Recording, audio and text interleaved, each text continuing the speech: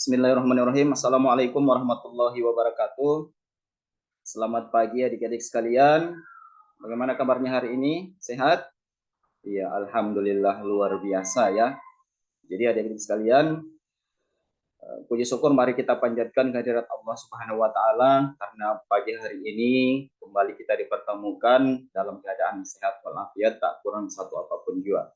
Iya adik-adik sekalian, sebelum kita masuk pada pembelajaran sebagai umat yang beragama, terutama kita sebagai seorang muslim, tentu segala aktivitas kita awali dengan doa.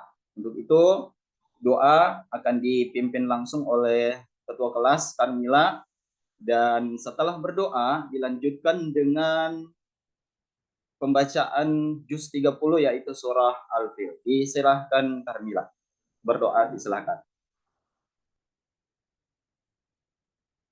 Ya, terima kasih adik-adik sekalian. Itulah tadi doa yang telah dipimpin oleh Karmila. Sekarang, sebelum kita masuk pada pembelajaran, saya ingin adik-adik berduru-duru, terutama untuk yang putra. Kita akan melihat kerapian kalian dalam berpakaian. Yang otomatis kalau putra itu pakaiannya harus diisi di dalam biar terlihat rapi.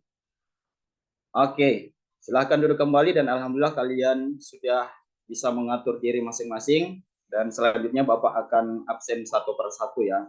Karmila, Afgan, Ibrahim. Ya, alhamdulillah hari ini hanya satu orang yang tidak hadir yaitu Nur Fadila dengan alasan sakit ya. Baik adik-adik sekalian, pada hari ini alhamdulillah kita dipertemukan kembali. Kira-kira Pak Guru ingin tanya, apa gunanya kita belajar? Iya, bagus sekali. Jadi gunanya kita belajar itu adalah agar kita mendapatkan pengetahuan yang baru, ilmu yang baru, yang nantinya akan kita implementasikan dalam kehidupan kita sehari-hari.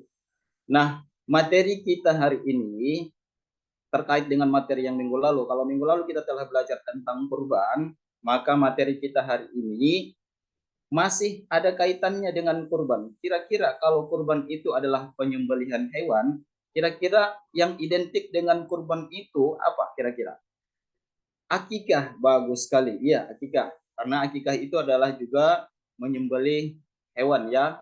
Tapi bedanya kalau akikah itu yang disembelih adalah binatang kambing atau domba, kalau kurban itu berupa sapi, domba juga bisa, kambing juga bisa. Oke. Nah, sekarang yang menjadi tujuan pembelajaran kita hari ini yaitu diharapkan adik-adik sebagai peserta didik dapat menjelaskan ketentuan akikah, di mana dalam ketentuan itu ada terbagi dalam 4, yaitu adik-adik dapat menjelaskan tentang pengertian akikah itu sendiri, kemudian hukum akikah juga, dan setelah itu juga ada syarat-syarat akikah dan juga apa hikmah yang terkandung dalam akikah itu sendiri. Nah, untuk itu maka metode yang akan kita gunakan pada pembelajaran pada pagi hari ini yaitu berupa project ya. Nah, teknik penilaiannya karena ini berbasis project, produk yang nantinya akan dihasilkan oleh adik-adik sekalian. Teknik penilaiannya itu ada beberapa kriteria yang akan Pak Guru nilai. Yang pertama mulai dari isinya, kemudian visualisasi, kemudian organisasi, kreativitas kalian, dan kualitas daripada teknis yang kalian buat. Karena yang nanti akan kita lakukan itu adalah membuat sebuah infografis mengenai akikah itu sendiri. Baik, sekarang Pak Guru akan membagi kalian dalam 4 kelompok. Dan kelompoknya, cara membaginya, kalian silahkan berhitung dari 1 sampai 4. 1 sampai 4. Setelah itu, yang memiliki nomor 1 bergabung dengan yang nomor 1, kemudian yang nomor 2 bergabung dengan yang nomor 2, begitu juga sampai dengan yang nomor 4. Oke, silahkan berhitung dari 1 sampai 4. Mulai.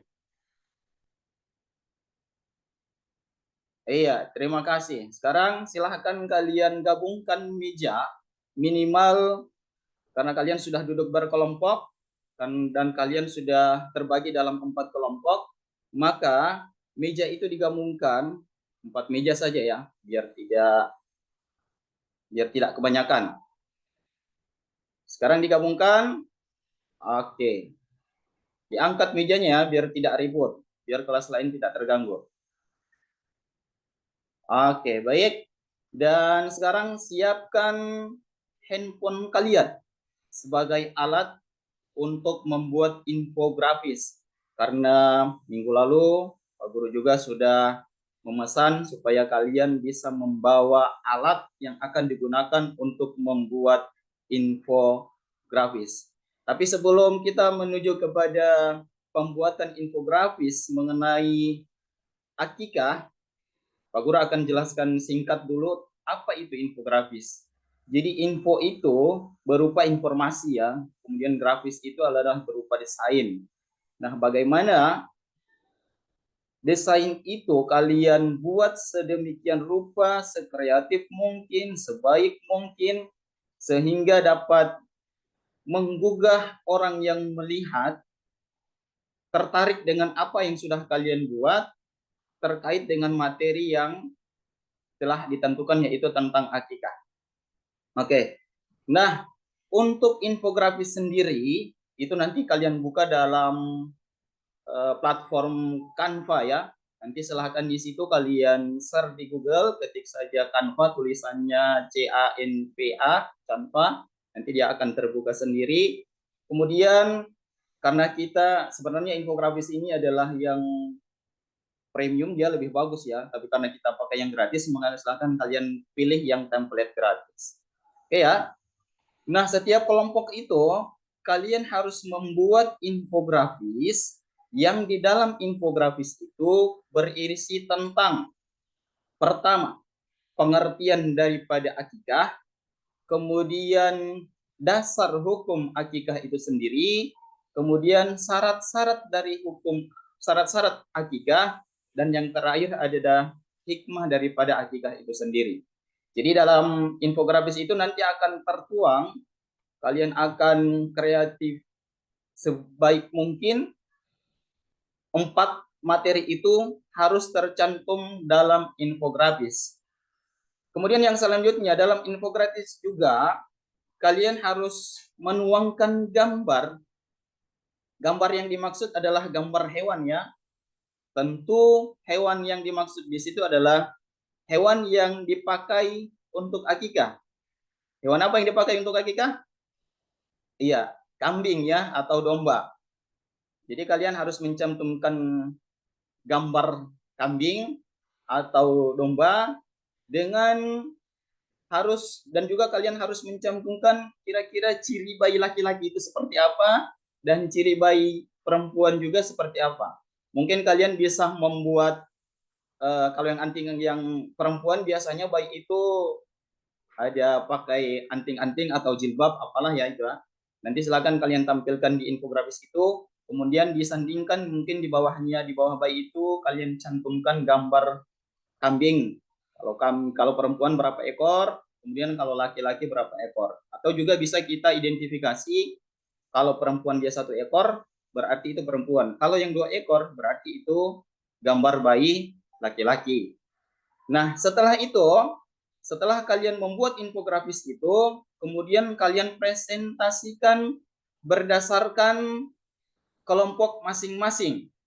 Seperti apa yang Pak Guru sampaikan tadi, bahwa yang menjadi kriteria penilaian itu karena ini adalah kerja kelompok dan berbasis produk, proyek yang nantinya akan kalian hasilkan. Jadi harus isinya menarik, kemudian bagaimana cara kalian menampilkan visualisasi dari hasil infografis itu, kemudian kerjasama kalian dalam kelompok itu seperti apa, organisasi, kemudian kreativitas, artinya buat seindah mungkin sesuai dengan ide-ide yang, karena kalian di situ kan ada 4 orang satu kelompok. Jadi Pak Guru yakin bahwa setiap kelompok itu ada 4 otak di situ yang pasti akan berpikir, akan mengeluarkan ide-ide cemerlang dalam membuat infografis. Kemudian kualitas teknis kalian pada saat kalian mempresentasikannya. Oke ya. Dan yang terakhir, setelah itu Pak Guru akan mengevaluasi kalian dari produk yang sudah kalian buat. Oke, Pak Guru kasih waktu kalian, kira-kira kalian mau berapa menit? Karena ini 2 jam pelajaran, 2 kali 40 menit. Oke ya, 20 menit bisa ya, setelah itu kita presentasi. Oke, silakan dikerjakan secara berkelompok. Iya, bagus. Ya, sudah ya, waktunya sudah selesai. Maka kita mulai dengan presentasi dari kelompok 1. Silakan kelompok 1 menjanjikan hasil presentasi ataupun materi yang sudah kalian tuangkan dalam infografis itu. Silakan dipresentasikan. Oke, bagus. Kelompok 1 ini ada pengertian akikah, ada juga dicantumkan. Kemudian ada juga tentang hikmah akikah. Kemudian terus ada juga hukum akikah dan syarat-syarat akikah. Terima kasih untuk kelompok 1. Oke, aplaus dulu untuk kelompok 1. Iya, terima kasih untuk kelompok 1. Selanjutnya kita bergeser ke kelompok 2. Ya, silakan kelompok 2 untuk mempresentasikan hasil daripada infografis yang sudah kalian buat. Iya, terima kasih untuk kelompok 2. Sekarang kita lihat bersama. Oke, pengertian ada, bagus. Kemudian apa lagi ini? Hukum akikah ada, oke, mantap. Kemudian ada lagi syarat-syarat. Oke, kemudian yang terakhir adalah hikmah daripada akikah itu sendiri. Oh, ada satu yang terlewati dari kelompok 2 ini. Kira-kira apa ini yang terlewati dari kelompok 2? Iya, mereka lupa mencantumkan hewan yang dijadikan sebagai apa ya, akan disembelih untuk akikah. Oke, tapi secara keseluruhan bagus untuk kelompok 2. Oke, kita beri aplaus untuk kelompok 2. Selanjutnya kita beralih ke kelompok 3. Silakan kelompok 3. Iya. Terima kasih untuk kelompok 3. Ya, kita lihat bersama apakah ada yang sudah Pak Guru sampaikan tadi semuanya tercantum. Oke, ada satu yang kurang untuk kelompok 3. Ini yang bayi laki-lakinya sama perempuannya sudah sama. Gambar hewannya sudah sama ya, masing-masing satu. Harusnya ada perbedaan di situ ya untuk kelompok 3. Perempuan 1, kemudian laki-laki 2. Tapi secara konten isi bagus untuk kelompok 3. Aplaus untuk kelompok 3. Dan terakhir kita beralih ke kelompok 4 ya. Ya, silakan kelompok 4 dipresentasikan hasil dari yang sudah kalian buat mengenai infografis tentang akikah. Iya, bagus sekali. Aplaus untuk kelompok 4. Sekarang kita lihat bersama. Oke.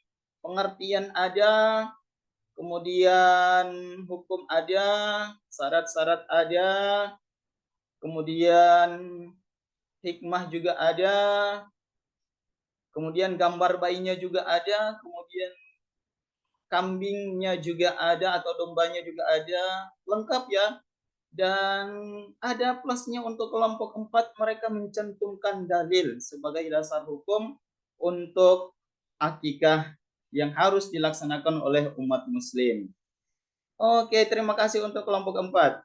Jadi adik-adik, sebelum Pak Guru masuk kepada kegiatan akhir dari pembelajaran ini, sebagai penguat untuk kita semua, Pak Guru akan menjelaskan secara singkat ataupun penguatan untuk kita semua tentang materi akikah itu sendiri. Jadi akikah itu adalah sebagai ibadah yang hukumnya adalah sunnah muakkad yang harus dilakukan oleh umat muslim ketika ada bayi yang lahir, dan itu sudah dicontohkan oleh Rasulullah Sallallahu Alaihi Wasallam, Nabi kita Muhammad Sallallahu Alaihi Wasallam. Pada saat Nabi mengakikah cucunya Hasan dan Hussein, dan itu ada hadisnya ya. Maka berdasarkan dari hadis itu, akikah yang kita laksanakan sekarang itu berdasarkan daripada hadis itu sendiri. Kemudian syaratnya ini hanya kambing ya, kambing atau domba. Karena pada saat itu Nabi mengakikah cucunya, kedua cucunya itu menggunakan domba ataupun kambing. Nah, pertanyaannya sekarang adalah kenapa harus kambing? Kenapa bukan ayam? Kenapa bukan sapi? Kenapa bukan unta? Ada yang bisa jawab pertanyaan Pak Guru tidak? Oke, bagus sekali ya. Secara logika ya, secara logika kalau kita berdasarkan hadis Nabi, maka yang dijadikan patokan itu adalah hewan kambing atau domba. Itu berdasarkan hadis ya. Tapi secara logika, kita tidak menggunakan dalil ya, tapi kita menggunakan logika. Secara logika, kenapa diambil kambing? Pertama, kambing itu kalau kita lihat dari ukuran segi ukurannya ya, tidak terlalu besar, juga tidak terlalu kecil. Kalau kita pilih ayam, itu terlalu kecil dan terlalu murah. Kalau kita pilih sapi, itu terlalu besar dan juga terlalu mahal.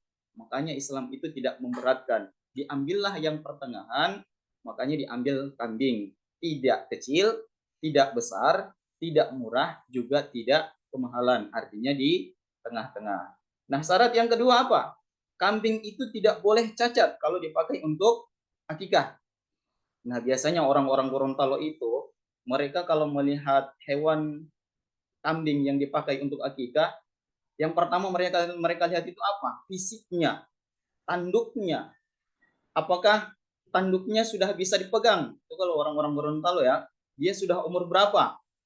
Kalau salah satu fisiknya cacat, itu tidak boleh digunakan untuk akikah. Misalnya ada kakinya yang sudah, misalnya kambing itu jalan sudah pincang-pincang, nah itu tidak bisa. Tanduknya yang sebelah misalnya patah, itu juga tidak bisa. Telinganya juga yang sebelah cacat, juga tidak bisa. Intinya, kambing atau domba yang dipakai untuk akikah itu, dia harus sehat dan tidak cacat. Yang kedua, hukumnya apa kita mengakikah? Hukumnya adalah sunnah muakkad. Artinya sangat-sangat dianjurkan. Walaupun dia hukumnya bukan wajib, tapi dia sangat dianjurkan untuk pelaksanaannya. Pertanyaan yang muncul sekarang adalah, bagaimana dengan orang yang tidak mampu? Bagaimana dengan orang yang tidak mampu membeli kambing? Orang yang ekonominya kasihan ya, boleh dikatakan tidak ada lah kalau menurut kita. Apakah harus dipaksakan untuk akikah? Tidak ya, tidak boleh dipaksakan. Menunggu sampai orang tersebut ada penghasilan. Jadi boleh akikahnya nanti anaknya sudah 1 tahun, 2 tahun, ketika dia sudah ada penghasilan untuk membeli kambing. Nah, waktu akikah itu sendiri kapan? Nah, oleh Nabi, waktu akikah itu adalah pada hari ke-7. Kalau tidak bisa hari ke-7, hari ke-14, atau hari ke-21. Kalau tidak boleh pada 3 ini, boleh dilaksanakan setelahnya, sesuai dengan kemampuan dari masing-masing. Nah, bagaimana dengan yang laki-laki? Yang laki-laki itu kan 2. Kalau tidak mampu 2, kalau hanya mampu 1 bagaimana? Boleh 1. Boleh 1 ya. Asal jangan tidak, tergantung kemampuan daripada orang tua si anak tersebut. Jadi adik-adik, apa hikmah yang dapat kita ambil dari akikah ini? Yang pertama, kita menjalankan syariat yang dijalankan oleh Nabi. Kemudian kita juga dengan hewan akikah, kita juga bisa berbagi dengan sesama. Jadi dagingnya bisa kita bagi ke tetangga atau kita masak kemudian kita undang tetangga untuk makan bersama. Jadi itu ya. Nah, sebagai penutup adik-adik sekalian, kita atau kalian, Pak Guru akan memberikan lembar kerja peserta didik. Di situ ada 5 soal yang harus kalian kerjakan. Dan soalnya gampang-gampang kan. Kalian sudah membuatnya di infografis. Dan juga kalian pegang handphone. Silahkan kalian searching, cari di Google. Itu akan muncul secara otomatis itu jawabannya. Soalnya hanya 5 nomor berupa uraian, dan silakan kalian kerjakan. Setelah itu, sebelum bel pembelajaran berakhir, Pak Guru akan kumpul LKPD kalian dan Pak Guru akan ambil nilai. Bisa ya adik-adik? Oke, alhamdulillah. Bisa ya. Sekarang silahkan kalian kerjakan LKPD-nya. Nanti Pak Guru akan kumpul dan Pak Guru akan kasih nilai. Silakan, Pak Guru kasih waktu. Oke, baik, selesai. Silakan dikumpul. Oke, baik adik-adik sekalian, kita tiba pada akhir pembelajaran. Namun sebelum Pak Guru akhiri, Pak Guru punya satu ice breaking sebelum Pak Guru akhiri, sebelum Pak Guru masuk pada kesimpulan. Ice breakingnya yaitu clue-nya adalah berhitung. Bisa ya, clue-nya adalah berhitung. Kalau 1 itu 4, 2, 3, kalau 6 berapa? Iya, bagus. 6, 4. Kira-kira ada yang sudah paham? Ya, Pak Guru ulang satu kali lagi ya. Kalau 6, 4, 7 berapa? Iya, 5. Jadi Carmila yang paham, yang lainnya tidak paham. Oke, nanti insya Allah kita bertemu minggu depan. Tapi sebelum itu, silakan siapa yang bisa menyimpulkan materi kita hari ini? Ya, Ibrahim, silakan Ibrahim. Iya, terima kasih Ibrahim. Jadi intinya akikah itu adalah satu ajaran yang harus kita laksanakan dan hukumnya adalah sunnah muakkad, sangat dianjurkan. Bagi yang tidak mampu, boleh ditunda sampai dengan memiliki kemampuan untuk melaksanakan akikah itu sendiri. Oke, baik adik-adik, sebelum Pak Guru tutup, Pak Guru ingin tanya dulu, apakah kalian senang belajar hari ini? Iya, terima kasih. Dan mari kita tutup pembelajaran kita pada pagi hari ini dengan melafazkan kalimat hamdalah. Alhamdulillahirrabbilalamin. Dan sampai bertemu minggu depan. Ingat, materi kita minggu depan adalah tentang penyembelihan hewan kurban. Demikian, Assalamualaikum warahmatullahi wabarakatuh.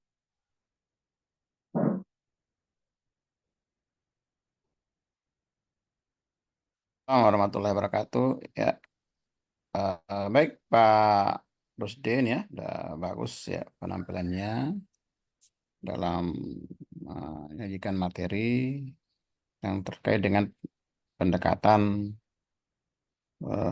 proyek ya. Ya. Ada 6 langkah yang harus dilakukan di dalam pendekatan proyek ini, sebagaimana teorinya ya. Yang pertama adalah menentukan pertanyaan dasar. Ya. Pertanyaan apa yang tadi disampaikan ya pada saat memulai pembelajaran atau masuk pada Iya, materi pembelajaran? pertanyaannya apa perbedaan akikah dan kurban?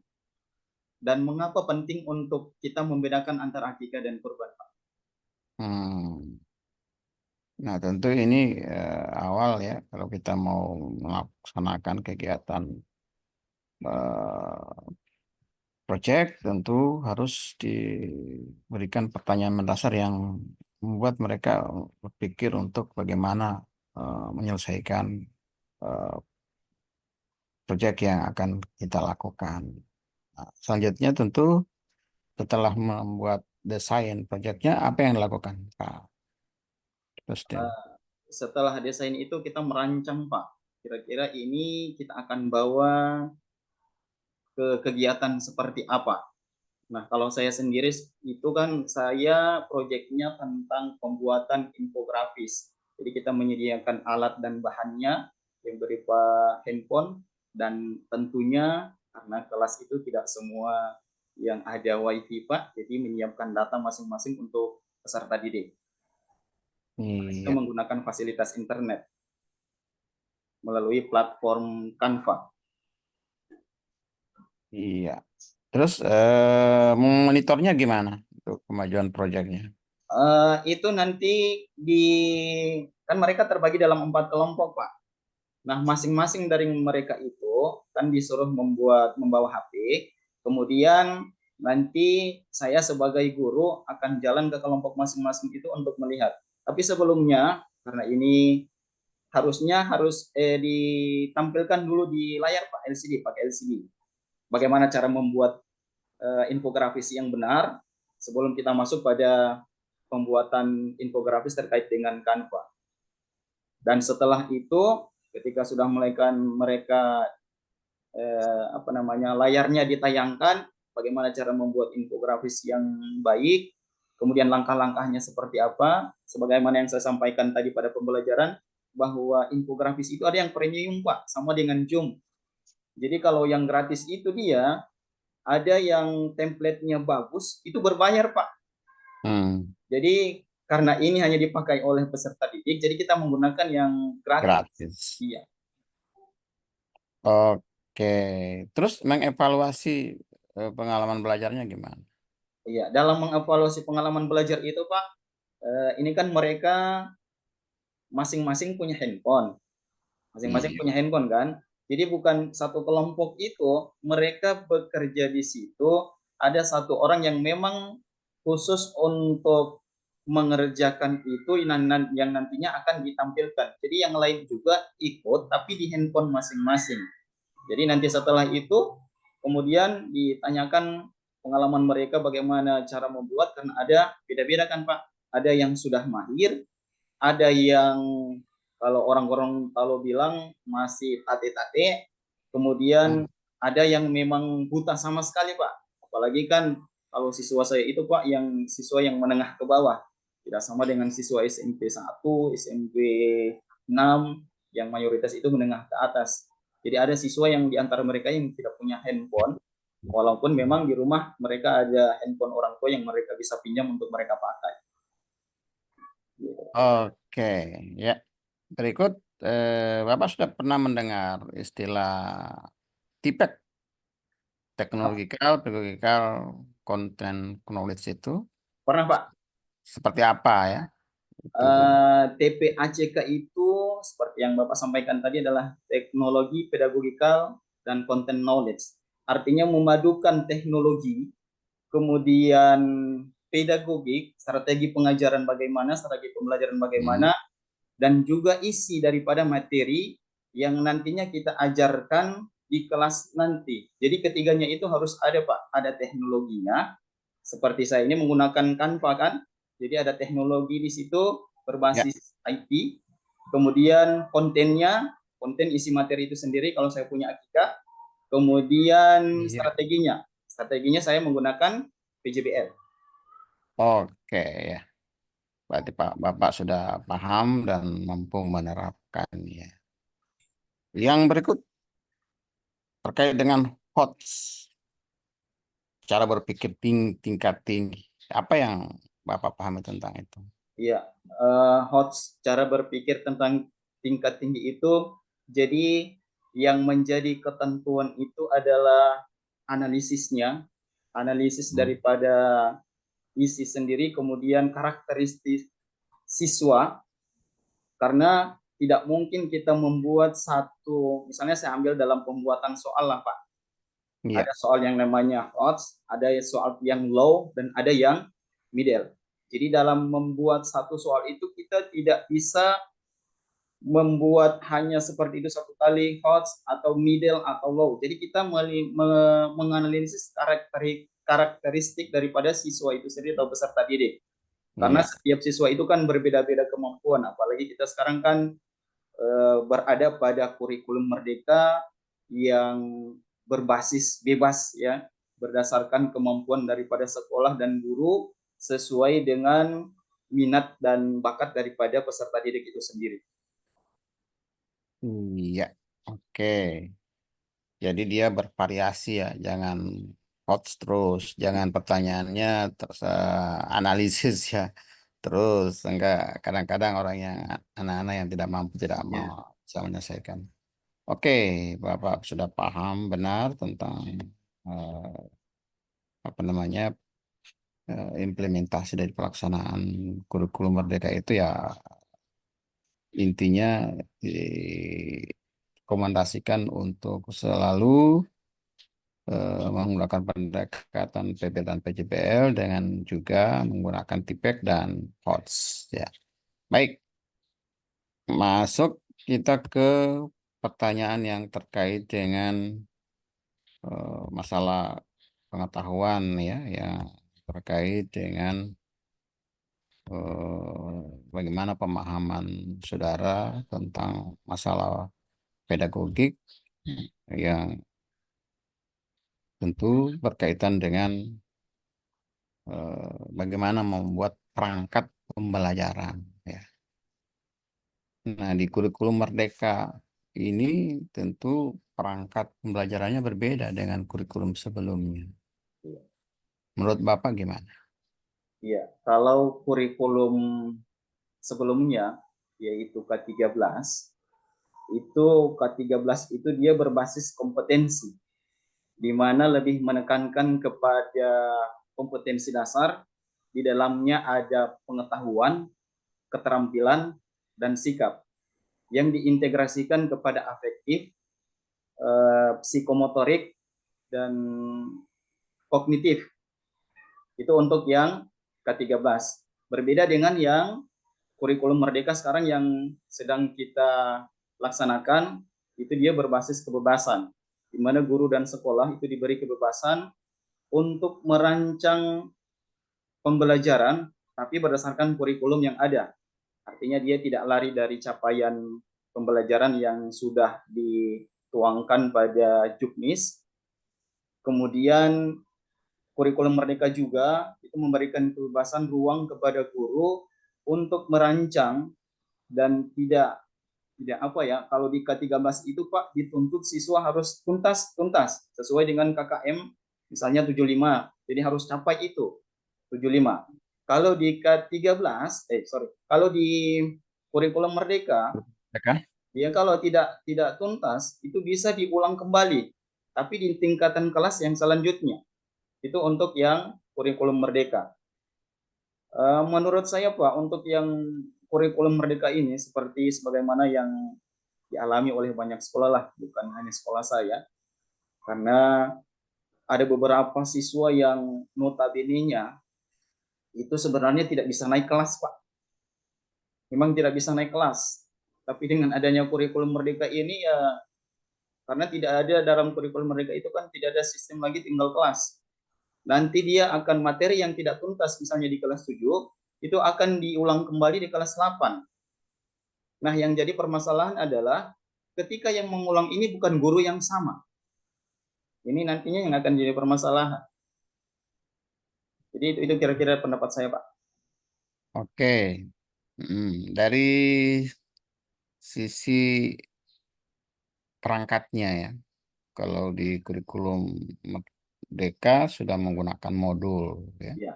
modul ajar. Menurut Bapak gimana itu perbedaannya dengan yang sebelumnya? Kalau menurut saya, Pak, tidak ada perbedaan yang signifikan dengan yang ke-13.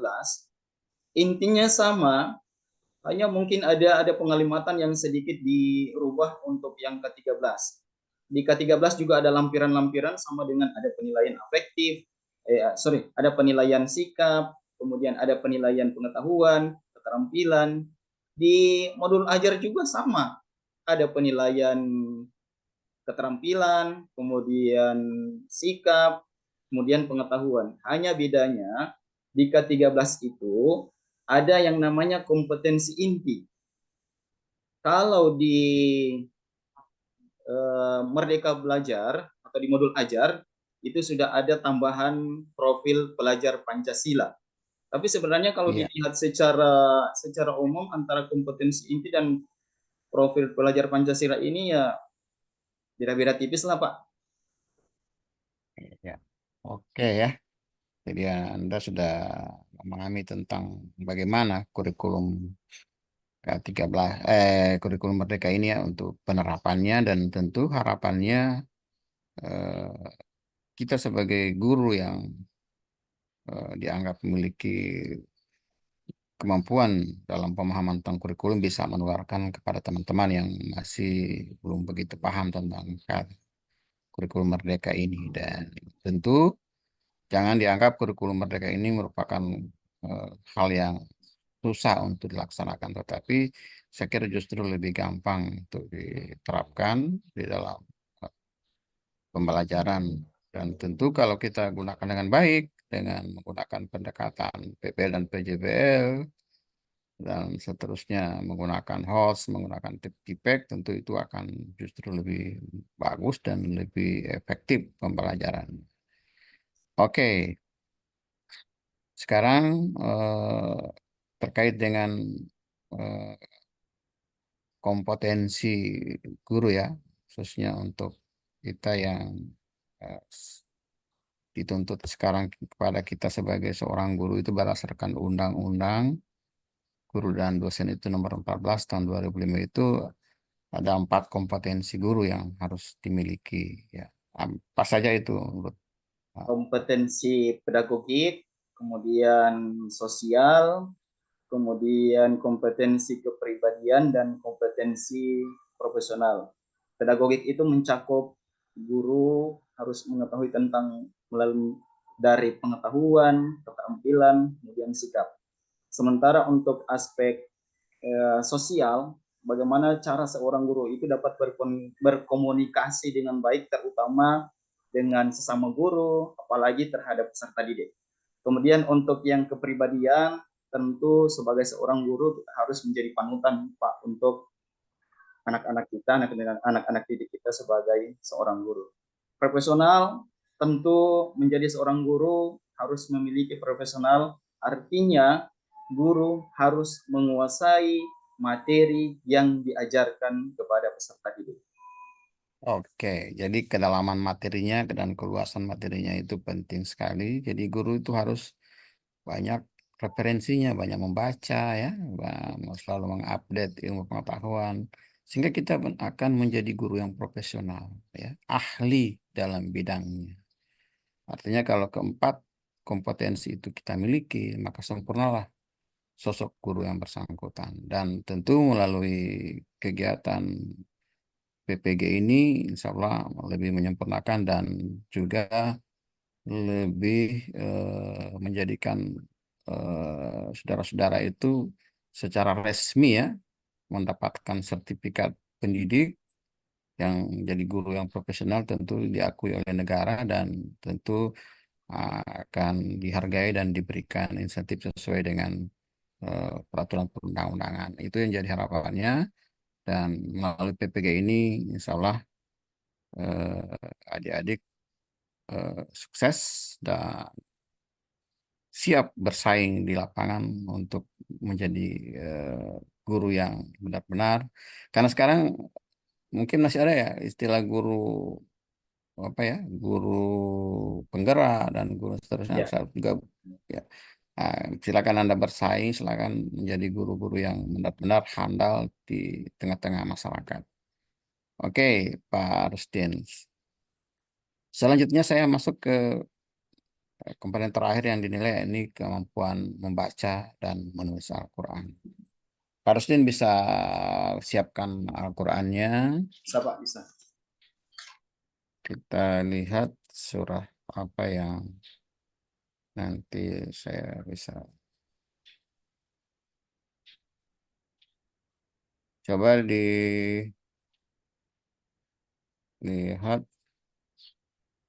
dalam Al-Quran.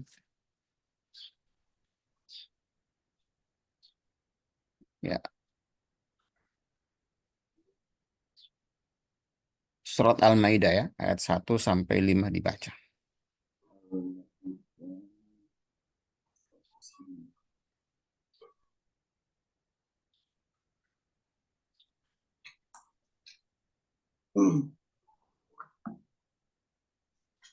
أعوذ بالله من الشيطان الرجيم. بسم الله الرحمن الرحيم.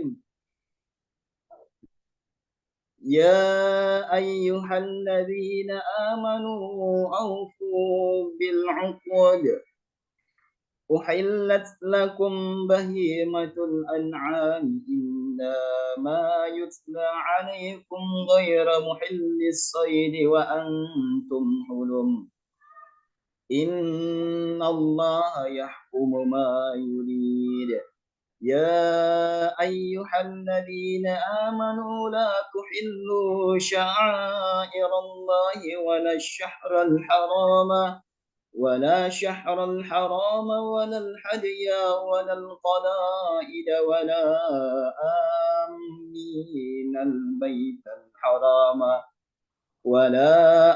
آمين البيت الحرام يبتغون فضلا من ربهم ورضوانا وإذا حللتم فاصطادوا ولا يجرمنكم شنآن قوم أن صدوكم أن صدوكم عن المسجد الحرام أن تعتدوا وتعاونوا على البر والتقوى ولا تعاونوا على الإثم والعدوان واتقوا الله إن الله شديد العقاب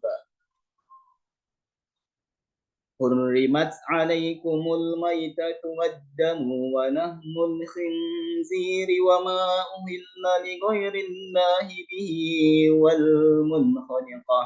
والمنخنقة والموقوذة والمتردية والنطيحة وما أكل السبع إلا ما ذكيتم وما ذبح على النصب وأن تستقسموا بالأزلام ذلكم فسق اليوم يئس الذين كفروا من دينكم فلا تخشوهم واخشون اليوم أكملت لكم دينكم وأتممت عليكم نعمتي ورضيت لكم الإسلام دينا فمن اضطر في مخمسة غير متجانف إثم فإن الله فإن الله غفور رحيم يسألونك ماذا أحل لهم قل أحل لكم الطيبات وما علمتم من الجوارح مكلبين تعلمونهن مما علمكم الله فكلوا مما أمسكنا عليكم واذكروا اسم الله عليه واتقوا الله إن الله سريع الحساب اليوم Sadaqallahul azim ya. صدق الله العظيم. Cukup ya, sangat bagus ya Pak Rusdin. Selanjutnya eh, masuk pada sesi menulis. Cukup di Pak Rusdin tuliskan surat Al-Fatihah ya. Surat Al-Fatihah dari ayat 1 sampai terakhir.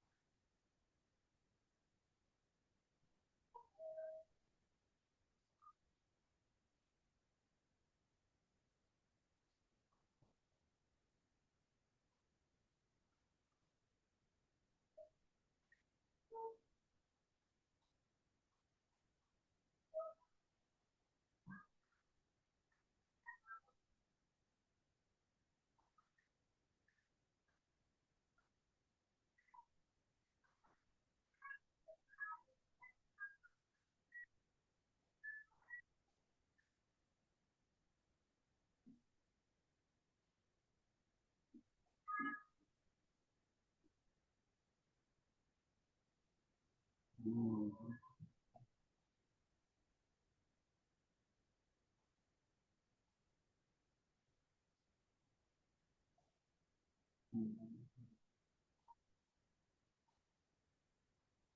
Alhamdulillah.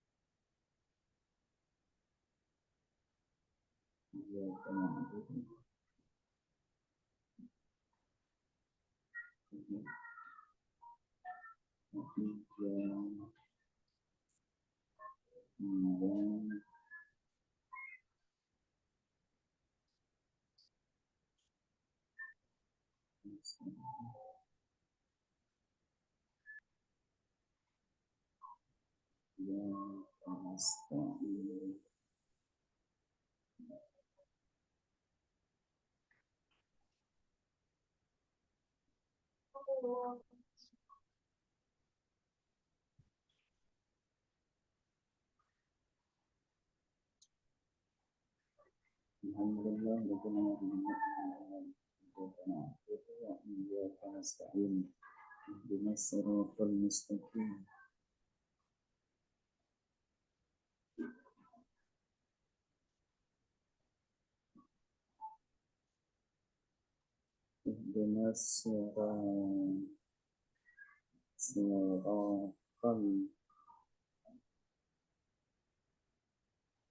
mustaqim. Siratal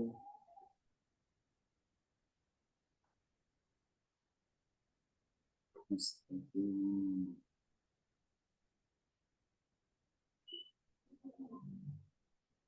Ihdinas siratal mustaqim.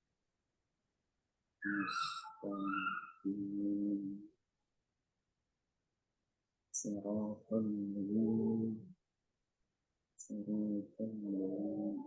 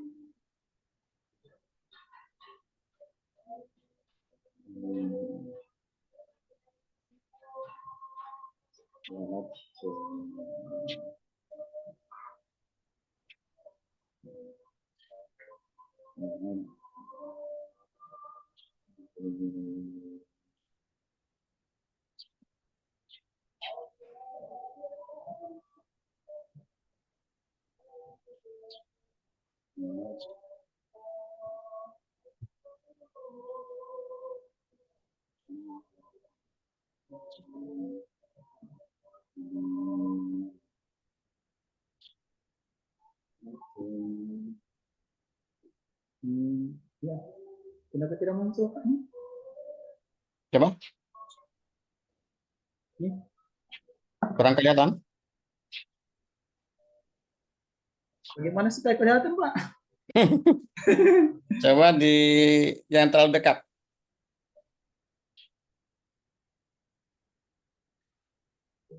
Ke kanan, coba ke kanan. Ih, nggak kelihatan juga. Coba atau di foto kirim ke saya. Oh, siap, Pak. Atau background. Oh iya, Pak. Nanti saya foto, saya kirim. Iya. Ya, terima kasih, Pak. Oke, iya Pak Rosdin ya, sangat bagus sekali ya penampilan hari ini dan sukses Pak Rosdin. Setelah pada kegiatan-kegiatan selanjutnya lebih sukses lagi ya untuk kegiatan PPL dan pada saat mengakhiri seluruh rangkaian kegiatan PPG. Saya yakin Bapak akan berhasil dengan baik dan mendapatkan nilai yang maksimal. Oke. Untuk pertemuan kita hari ini ya sudah cukup dan kita akhiri ya dengan melafazkan hamdalah alhamdulillah rabbil alamin.